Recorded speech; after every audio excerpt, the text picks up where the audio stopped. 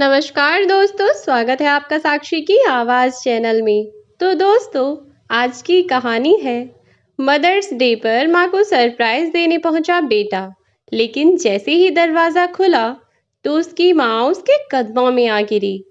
फिर बेटे ने किया अपनी पत्नी का ऐसा बुरा हाल कि उसकी अकल ठिकाने लगा दी। सुजल और उसकी पत्नी में आज बहुत झगड़ा हो रहा था। आज तक उन दोनों में कभी भी किसी भी बात को लेकर इतना ज़्यादा झगड़ा या बहस नहीं हुई थी, लेकिन आज तो ऐसा लग रहा था जैसे ना ही तो सुजल अपनी पत्नी काम्या की बात सुनना चाहता है और ना ही काम्या सुजल की कोई बात सुनना चाहती है। दोनों ही कब से बहस किए जा रहे थे। आखिरकार जब सुजल ऑफिस चला गया तब जाकर घर में थोड़ी शांति आई। अब पूरी दोपहर भर उसकी पत्नी काम्या खुद ही खुद बड़बड़ाती रही। फिर जब उसकी बेटी स्कूल से आ गई तो वह कुछ शांत सी हो गई और अपने बच्चों को खाना खिलाकर खुद भी थोड़ी देर आराम करने लगी। पर जाने क्यों उसे बड़ी बेचैनी हो रही थी, आराम से सो ही नहीं पा रही थी। ऐसे ही करवट बदलती रही। आखिरकार शाम को उसका पति सुजल ऑफिस से घर आया। घर में थोड़ी शांति और सुकून देखकर उसे भी थोड़ा अच्छा लगा और अब अपना बैग रखकर जैसे ही वह सोफे पर बैठा और पानी के लिए आवाज़ लगाई तो उसकी बेटी अपने पापा के लिए पानी लेकर आई। सुजल ने पानी पिया। इधर सुजल की बेटी पूछने लगी, पापा आज क्या हुआ है? मम्मी का मूड इतना ऑफ क्यों है? आपने उनसे कुछ कहा क्या? तब सुजल पानी पीता हुआ रुक गया और बोला, कुछ नहीं बेटा, तुम्हारी मम्मी का दिमाग खराब हो गया है। उसे एक बात समझ नहीं आ रही है और बस सुबह से इसी तरह सर खा रही है मेरा। इस पर उसकी बेटी भी वहीं सोफे पर बैठी हुई बोली, क्यों पापा, ऐसा क्या हो गया जो मम्मी इतना गुस्सा हो रही हैं? मुझे भी बताइए, क्या पता मैं उनका गुस्सा शांत करने में आपकी मदद कर सकूं। तब सुजल ने लंबी सांस लेते हुए कहा, नहीं बेटा, इस वक्त तुम्हारी मम्मी को कोई शांत नहीं कर सकता और वैसे भी जब बात तुम्हारे दादा दादी की होने लगती है तो तुम्हारी माँ के पेट में वैसे भी दर्द होने लगता है। और फिर अब तो तुम्हारी दादी को यहाँ इस घर में लाने की बात है तो भला वह कैसे ही सुन लेगी। इस पर खुश होती हुई सुजल की बेटी बोली, क्या सचमुच पापा, दादी यहाँ आ रही हैं? तब सुजल बोला, हाँ बेटा, और इसी वजह से तुम्हारी मम्मी का मूड इतना ऑफ है। इस पर सुजल की बेटी ने हंसते हुए कहा, इट्स ओके पापा, मम्मी की तो आदत है छोटी छोटी बातों पर चिक चिक करने की। और फिर दादी घर आ रही हैं, यह तो अच्छी बात है ना। कोई बात नहीं, मैं उनसे बात करके देखती हूँ, आप टेंशन मत लीजिए, मैं माँ को मना लूँगी। काम्या भी इतनी ही देर में अपना जूड़ा बांधती हुई कमरे से बाहर निकली और बोली, किस बात के लिए मुझे मनाया जा रहा है जो दोनों बाप बेटी मिलकर कोशिश करना चाहते हैं? बोलो बोलो, हंसते हुए काम्या ने कहा। तो सुजल बोला, अरे कुछ नहीं, हम तो ऐसे ही बस बातें कर रहे थे। तब सुजल की बेटी सिया ने अपनी माँ से बात बातों में अपनी दादी का जिक्र किया।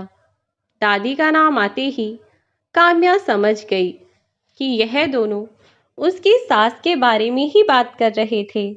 दरअसल अब तक सुजल की माताजी प्रमिला देवी जी अभी तक गांव में अपने पति प्रीतम जी के साथ ही रहती थीं, लेकिन 2 महीने पहले बीमारी के कारण उनके पति की मृत्यु हो गई और इसीलिए अब गांव में वह अकेली रह गई थीं।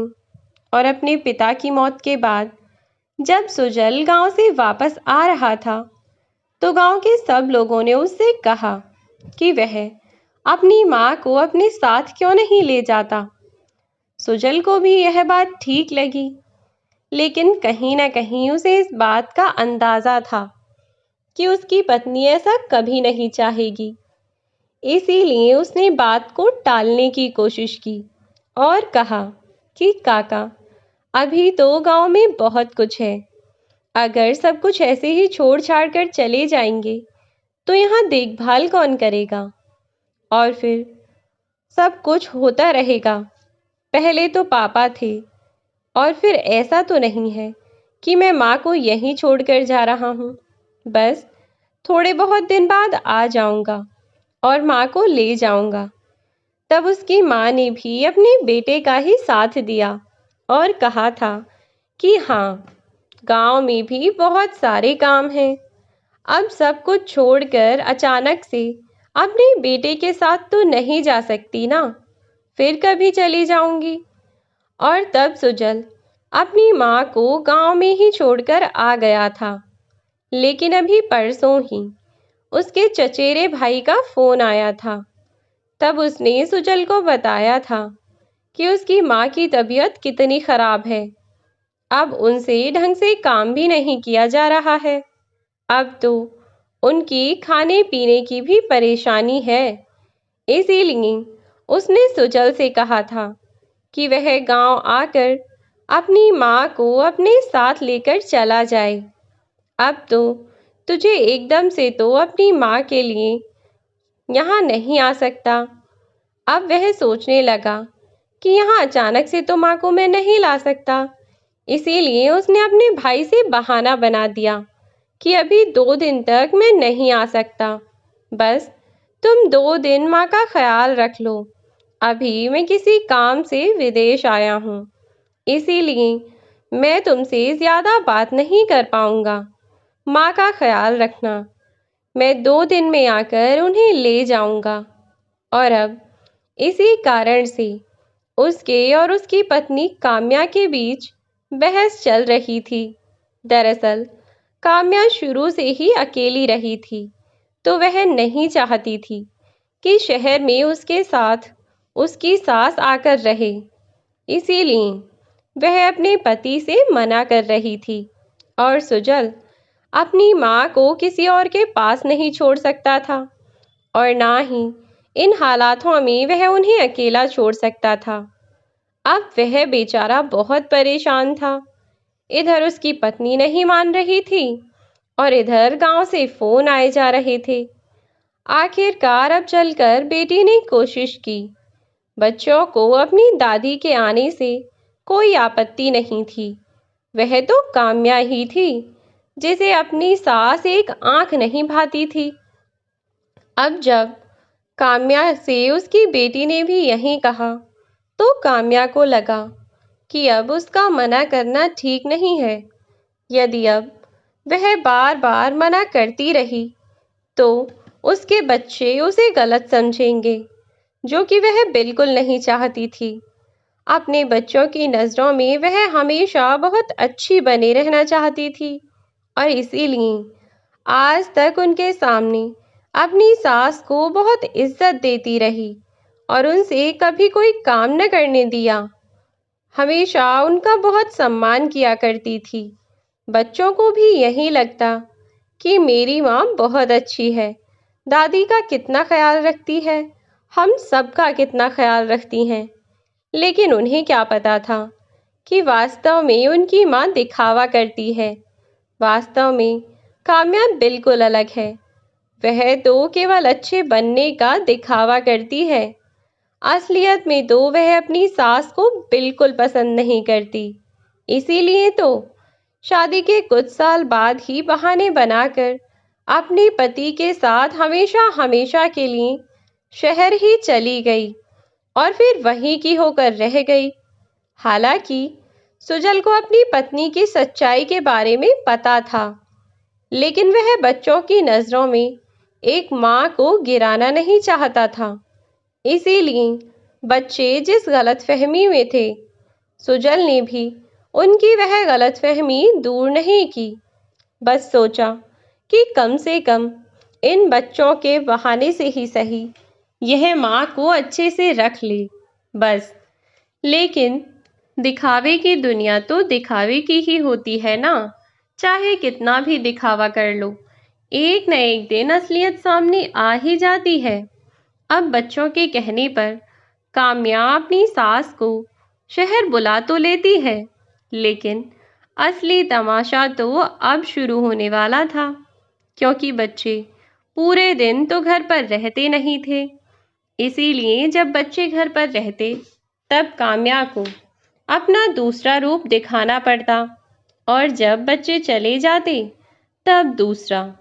आखिरकार अगले ही दिन सुजल अपनी माँ को लेकर शहर आ गया था, और अब जैसा कि सुजल पहले से ही जानता था कि वह अपनी सास को पसंद नहीं करती, लेकिन सुजल ने सोचा था कि वह बच्चों की बात समझ जाएगी, और यही सोचकर वह भी अपनी माँ को ले आया। और फिर काम्या माने या ना माने, उसे अपनी माँ को तो अपने पास लाना ही था। उनका और कोई सहारा भी तो नहीं था, वह उनकी इकलौती संतान था। पर ऐसे में अगर वह अपनी माँ का ख्याल नहीं रखता, तो भला कौन रखता। बस इसीलिए वह अपनी माँ को लेकर चला आया। जब काम्या की सास प्रमिला जी अपनी बहू बेटे के साथ घर आईं, तो काम्या बच्चों के साथ मिलकर खुशी खुशी उसने अपनी सास का स्वागत किया और उन्हें अपने घर के अंदर बुलाया। बच्चे तो अपनी दादी के आने से खुश थे ही, लेकिन काम्या बच्चों के सामने खुश होने का दिखावा करती है। अब पहले दिन तो सब लोग बहुत खुश थे। काम्या सबके लिए अच्छा अच्छा खाना बनाती है और अपनी सास को हर चीज़ बिस्तर पर बैठे बैठे दी। धीरे धीरे सब कुछ सामान्य होने लगा था। अब रोज रोज किसी भी घर के सदस्य को कोई खास ट्रीटमेंट तो नहीं दिया जाता ना, इसीलिए सबकी जिंदगी सामान्य चल रही थी। पर हाँ, बच्चे अपनी दादी के आने से बहुत खुश थे। हालांकि सुजल का बेटा घर पर नहीं रहता था, वह किसी दूसरे शहर में रहकर पढ़ाई पूरी कर रहा था, लेकिन बेटी घर पर ही रहती थी और अपनी दादी का भी पूरा ख्याल रखती थी। लेकिन क्योंकि सिया भी अपनी कॉलेज जाती थी, इसीलिए वह हर समय तो अपनी दादी के पास नहीं रह सकती थी। इसीलिए पूरे दिन तो काम्या अपनी सास के साथ रहती। शुरू में 2-4 दिन तो काम्या का व्यवहार बिल्कुल सामान्य रहा, लेकिन धीरे धीरे अपने बच्चों और पति की गैर हाजिरी में वह अपनी सास से उल्टी जुबान चलाने लगी। बार बार उल्टा जवाब दे दिया करती। यदि वह कोई चीज़ मांगने लगती, तो उनसे कह देती कि आप खुद भी तो उठ कर ले सकती हैं, हर काम के लिए आपको आवाज़ लगानी होती है। यह सब चीज़ें प्रमिला जी को बहुत खास नहीं लगीं। उन्होंने सोचा कि पूरे दिन काम में थक हार जाती है, बस इसीलिए ऐसा कह जाती होगी। लेकिन उन्हें नहीं पता था कि उनकी बहू के दिमाग में क्या चल रहा है। यह तो उनका गुस्सा था, जब धीरे धीरे उनके सामने आ रहा था। अब प्रमिला जी अपनी बहू के साथ अकेली रह जाया करती। जब उनका बेटा अपने ऑफिस चला जाता, तब उसके बाद उनकी पोती अपने कॉलेज चली जाती। तब घर पर दोनों सास बहू अकेले ही रह जाया करते थे। धीरे धीरे करके समय बीतने लगा और काम्या की यह उल्टी जवाब देने की आदत बढ़ती ही जा रही थी। अब तो वह अपने पति और अपने बच्चों की गैर हाजिरी में अपनी सास का एक काम में सहारा नहीं लगाती, और वे अपनी सास का एक काम करने को तैयार नहीं थी। ऊपर से अगर कभी प्रमिला जी कहती कि बहू आज तू बहुत बदतमीजी कर रही है, आने दे सुजल को, उसे सब बताऊंगी, तो काम्या उनके सामने इमोशनल ड्रामा करने लग जाती। ऐसी हो, बस बेटों के घर में आग लगाना जानती हो, खूब आग लगाओ और अपने बेटे को भड़का भड़का कर मेरे खिलाफ कर दो। तुम सास का तो यही काम होता है। जब वह बेचारी यह सब बातें सुनती, तो कई बार वे चुप लगा जाया करती। काम्या भी मौके का फायदा उठाना बहुत अच्छे से जानती थी। जब वह प्रमिला जी को गुस्से में देखती तो उनके सामने वह अक्सर ही इसी तरीके की बातें किया करती थी और उन्हें इमोशनल ब्लैकमेल किया करती, जिससे कि वह अपने बेटे और पोती को कुछ बता ना पाएं। अब तक तो वह सिर्फ उनसे उल्टी जुबान लड़ाया करती थी, लेकिन अब तो उसने उनसे काम करवाना भी शुरू कर दिया था। हर छोटे मोटे काम के लिए अपनी सास को कहती।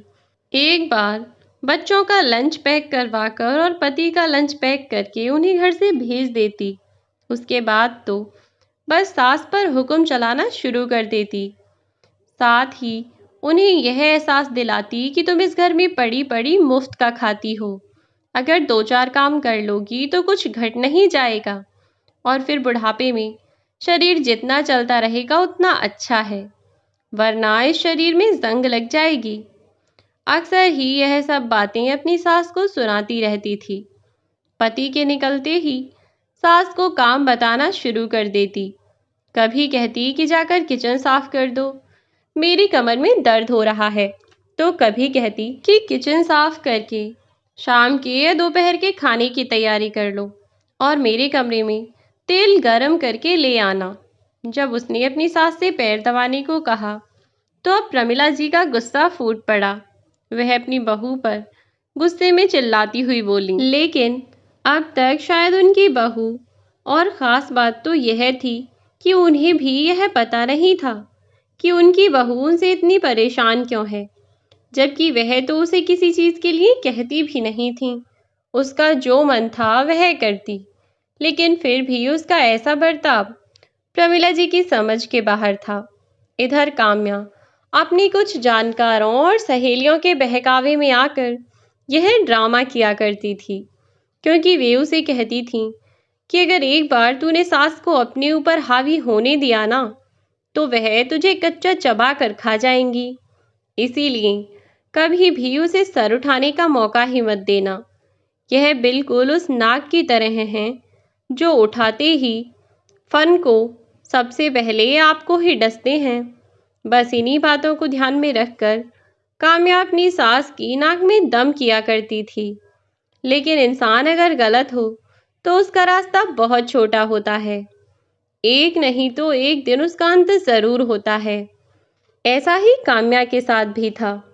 बदतमीजी करना, अपनी सास को उल्टी सीधी बातें सुनाना काम्या के लिए बहुत आम बात हो गई थी। लेकिन उसे यह भी अच्छे से पता था कि उसका पति और उसके बच्चे किस समय तक आते हैं। यहाँ तक कि उसे अपने बेटे के बारे में भी पता था, और वह किस दिन आता है और कितने बजे तक आता है। तो उस समय पर काम्या सास की पूरी सेवा करती, सबको यह दिखाती और जताती कि उसके साथ पूरे दिन घर में पड़े पड़े उसकी सास कुछ नहीं करती। वह अपनी सास को हाथ भी नहीं लगाने देती।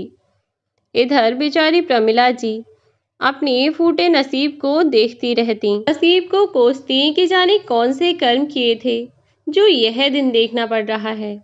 लेकिन कहते हैं ना कि किस्मत के लिखे को भला कौन टाल सकता है, और फिर जिसे जो झेलना हो, जिसके नसीब में जो लिखा हो वह होता ही है। एक दिन सिया और उसके भाई ने प्लान बनाया कि आज वे दोनों अचानक से घर पर जाएंगे और अपनी माँ और दादी माँ को सरप्राइज देंगे। उन्होंने अपने इस प्लान में अपने पापा को भी शामिल कर लिया। दरअसल आज मदर्स डे था और इसीलिए सिया ने अपने भाई को फ़ोन करके बुला लिया था। वे लोग अपनी माँ और दादी माँ को सरप्राइज देना चाहते थे, जिसके लिए वे बहुत सारे गिफ्ट लेकर आए थे। अब तक घर पर सारा काम ऐसे ही पड़ा हुआ था, क्योंकि अभी कुछ देर पहले ही सिया और उसके पापा सुजल अपना सारा सामान लेकर लंच पैक करके घर से निकले थे। उन्होंने काम्या और प्रमिला जी को इस बात का ज़रा भी अंदाज़ा नहीं होने दिया कि आज वह लोग ऑफिस और कॉलेज नहीं जा रहे, बल्कि गिफ्ट खरीदने जा रहे हैं। वहीं मार्केट में उन्हें सिया का भाई मिल गया। अब सिया का भाई शरद भी उन लोगों के साथ ही घर आने के लिए तैयार था। तीनों पिता और बेटी बेटे ने अपनी माँ और दादी माँ के लिए खूब सारे गिफ्ट खरीदे और उन लोगों ने उन्हें सरप्राइज देने के इरादे से अब वे लोग घर की ओर चल पड़े। अब तक लगभग 1 डेढ़ घंटा बीत चुका था और इसीलिए अभी घर का काम भी निपटा नहीं था और ऊपर से आज शायद काम्या का सबसे बुरा दिन था, क्योंकि उसने अपनी सास के आगे आज दुनिया भर के कपड़े लाकर डाल दिए। सारे बेडशीट, पर्दे, चादर सब कुछ लाकर पटक दिया और पूरे घर की सफाई करने का ऑर्डर दे दिया। प्रमिला जी ने उससे कहा था कि वह एक दिन में पूरे घर की सफाई नहीं कर पाएंगी। जब तक बेटा और सिया आएंगे तब तक घर ऐसा ही फैला रहेगा, तो तुम्हें ही सारा काम करना पड़ेगा। इसीलिए बहू ने थोड़ी रियायत बरती और कहा कि आज सिर्फ हॉल की सफाई कर दो, कल को कमरों की कर देना। अब काम्या तो यह सोचकर सास को ऑर्डर दिए जा रही थी कि घर में कोई और है ही नहीं और फिर यह उसके लिए कोई नई बात नहीं थी। यह तो उसका रोज का काम था, अपनी सास को हर एक काम पर टोकना, चाहे वह खाना खा रही हो, झाड़ू लगा रही हो या कोई भी काम कर रही हो। यहाँ तक कि कई बार उसने उनके आगे से खाने की प्लेट तक उठा लेती थी कि जा पहले जाकर काम कर, और जब काम खत्म हो जाए उसके बाद ही कुछ खाना पीना। अपनी सास से अक्सर ही यह सब बातें वह कहती रहती थी, तो उसके लिए तो यह कोई नई बात नहीं थी। इधर प्रमिला जी घर का सारा काम निपटाने के बाद खाना लेकर जैसे ही खाना खाने बैठी थीं कि तभी गुस्से में चिल्लाती हुई उनकी बहू अपने कमरे से बाहर आई और इधर चिल्लाती हुई बोली, तुम्हारे कानों में रुई ठुसी हुई है क्या जो सुनाई नहीं देता, या भूख के मारे मरी जा रही थी जो मेरी बात तक सुनकर अनसुनी कर दी। तुम्हारी इतनी हिम्मत कि यहाँ आराम से बैठी हो और मेरी बात अनसुनी कर दी। आखिर अपने आप को समझती क्या हो।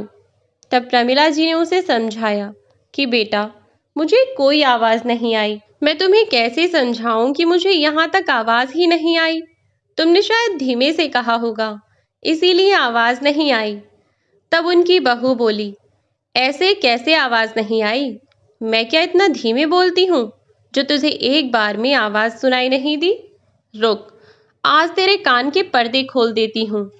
इतना कहकर उसने अपनी सास के गाल पर जोरदार तमाचा जड़ दिया और उनके आगे से खाने की प्लेट उठाकर वही प्लेट हॉल में पटक दी और बोली, भूख के मारे मरी जा रही थी ना, जो मेरी बात नहीं सुनी। अब खा ले खाना, तुझे अब यही खाना खाना होगा, तुझे और खाना नहीं मिलेगा।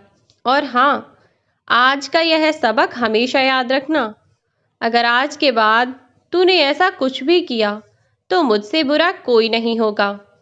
वह उन्हें दुनिया भर की बातें सुना रही थी।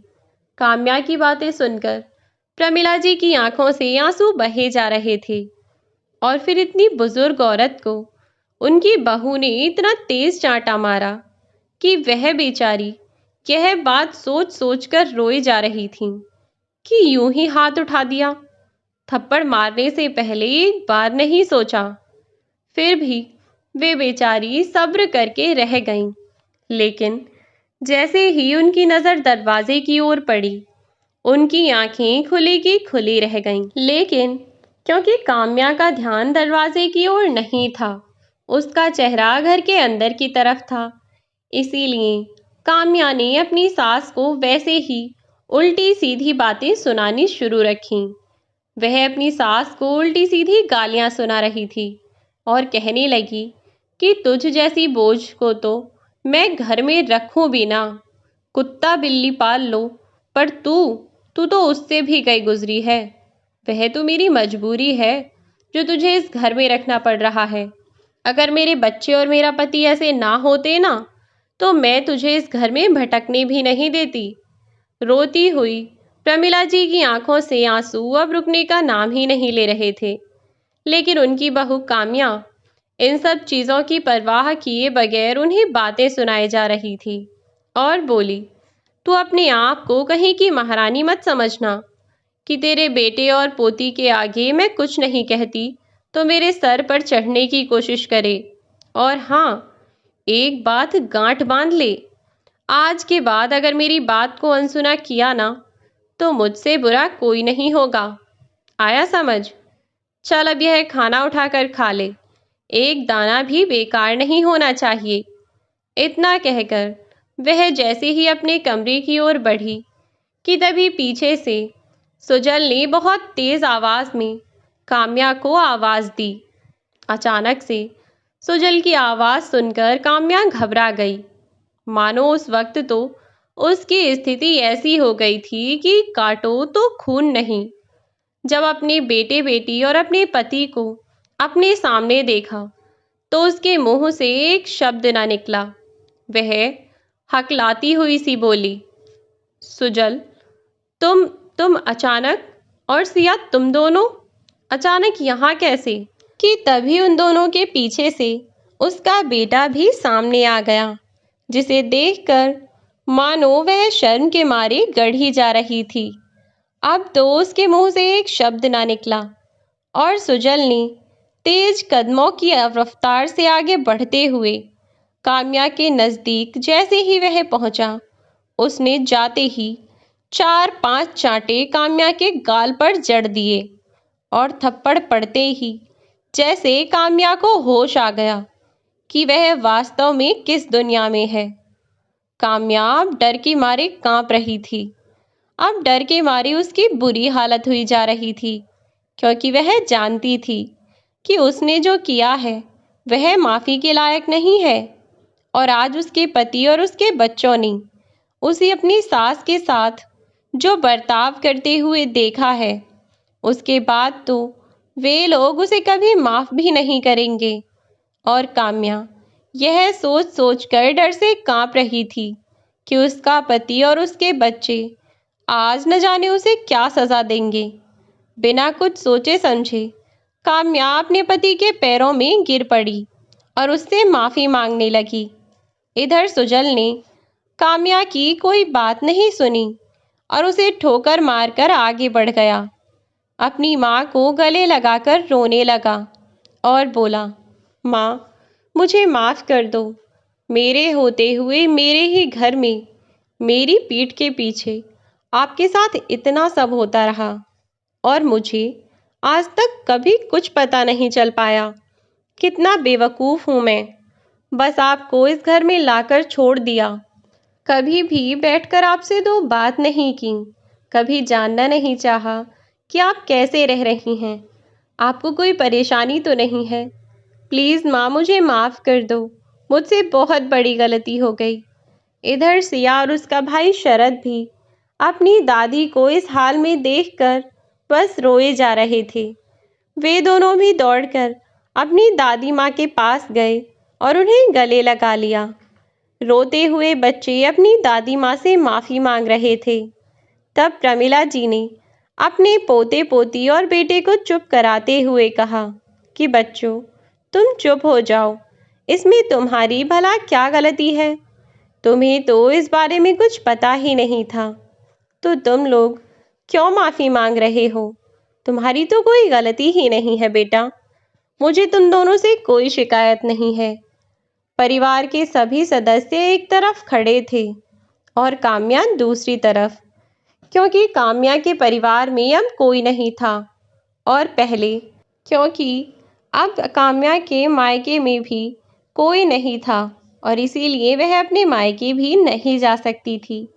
तो इसीलिए सुजल उसे घर से तो नहीं निकाल सकता था।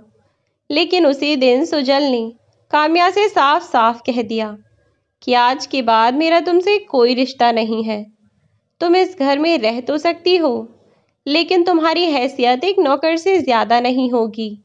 तुम इस घर में केवल खाना पीना बनाना और बाकी के काम करोगी और परिवार के किसी भी सदस्य से तुम कोई बातचीत नहीं करोगी। हमारा तुमसे अब कोई रिश्ता नहीं है। आज से मेरी पत्नी मेरे लिए मर चुकी है। मुझे तुमसे कोई वास्ता नहीं रखना। बच्चों ने भी अपने पिता के बीच में बोलना ज़रूरी नहीं समझा और वह भी अपनी माँ से मुंह मोड़कर अपने कमरों में चले गए। अब काम्या वह जिंदगी जी रही है जो उसने अपनी सास के लिए चुनी। जैसे वह उन्हें सिर्फ घर की नौकरानी बनाकर रखना चाहती थी, वैसे ही वह अब खुद इस घर में सिर्फ काम वाली बनकर रह गई थी, क्योंकि उसका पति और उसके बच्चे उससे कोई मतलब नहीं रखते थे। दिन रात अपने बच्चों से बात करने को वह तड़पती रहती, लेकिन उसके बच्चे उससे कोई मतलब नहीं रखते। आखिरकार अब उसे एहसास हो रहा था कि जब आपकी औलाद या आपका इकलौता सहारा, जिससे आप इतनी उम्मीदें लगाए बैठे होते हैं, जब वह आपको नज़रअंदाज कर दे तो कैसा लगता है। हालांकि सुजल ने अपनी माँ का साथ नहीं छोड़ा, लेकिन उसकी पत्नी के कारण उसकी माँ को बहुत कुछ झेलना पड़ा। और काम्या आज अपनी इस गलती की सज़ा भुगत रही है, और बस इस बात के लिए सुजल ने काम्या को कभी माफ़ ना करने का फैसला किया। लेकिन काम्या अब अपनी गलती का एहसास करते हुए अपनी गलती को सुधारने की पूरी कोशिश करती है, इस उम्मीद में कि एक न एक दिन वह अपने बच्चों और अपने पति को मना लेगी। अपनी सास से भी वह कितनी बार माफ़ी मांग चुकी है और उन्होंने तो उसे माफ़ भी कर दिया, लेकिन एक बेटा जिसने अपनी माँ को इतने दुख और उस स्थिति में देखा, वह उस इंसान को माफ़ नहीं कर सकता जो उसकी माँ को उस स्थिति में पहुंचाने के लिए जिम्मेदार था। वक्त के साथ साथ एक दिन शायद सब ठीक हो जाएगा। इसी उम्मीद में काम्या ने अपनी गलती को सुधारने की वह पूरी कोशिश कर रही है, और आज भी वह अपनी गलती को सुधारने की कोशिश कर रही है, पर लगातार अपनी सास की सेवा कर रही है। यदि बेटा चाहे तो उसके माँ बाप की कोई बेइज्जती नहीं कर सकता, फिर चाहे वह उसकी पत्नी हो, उसके पड़ोसी हों, रिश्तेदार हों या कोई और। माँ बाप की इज्जत करना अपने बच्चों के हाथ में होता है। कुछ करो या ना करो, अपने माँ बाप की हमेशा इज्जत करो और कराओ। तो दोस्तों, यह थी हमारी आज की कहानी। आज की कहानी आपको कैसी लगी, हमें कमेंट बॉक्स में ज़रूर बताएं। अगर आपको वीडियो अच्छी लगी हो तो प्लीज़ वीडियो को लाइक कर दें। चैनल को सब्सक्राइब करना बिल्कुल ना भूलें अगर आप इस चैनल पर नए हैं तो। साथ ही बेल आइकन को प्रेस कर दें ताकि आने वाली वीडियोस की नोटिफिकेशन आपको मिलती रहे। आज की वीडियो में बस इतना ही। मिलती हूँ नई वीडियो में एक नई कहानी के साथ। तब तक के लिए बाय बाय मेरे प्यारे दोस्तों, अपना ख्याल रखें।